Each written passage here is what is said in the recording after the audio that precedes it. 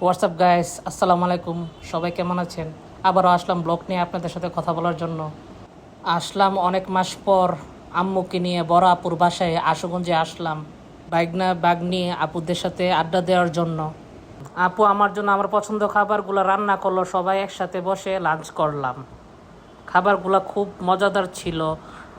তা অবশ্য আপু অনেক রকম রান্না জানে, ফাস্টফুড অ্যান্ড চাইনিজ থেকে ধরে বাংলা খাবার সব ধরনের খাবার রান্না করে আমাকে খাওয়ায়। লাঞ্চ শেষ করে কিছুক্ষণ রেস্ট নিয়ে বাইর হইলাম বাগিনাকে নিয়ে আশুগঞ্জ কিছু ডিফারেন্ট জায়গা দেখাবো। জায়গাগুলির নাম শেয়ার করব আপনাদের সাথে। এটা হলো আশুগঞ্জ কেমিক্যাল ফার্টিলাইজার এরিয়া। ঘুরতে ঘুরতে বাগিনাকে নিয়ে আসলাম আশুগঞ্জ ফার্টিলাইজার রুট।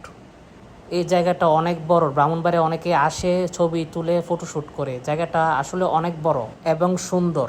এখন আসলাম আশুগঞ্জ লঞ্চঘাট মেঘনা নদীর পাশে। জায়গাটা খুব সুন্দর অ্যান্ড নিরিবিলি, আশেপাশে অনেকগুলো পুরনো বট গাছ আছে।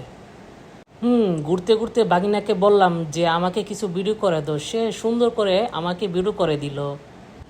জায়গাগুলা দেখেন এবং ব্লগটা এনজয় করেন।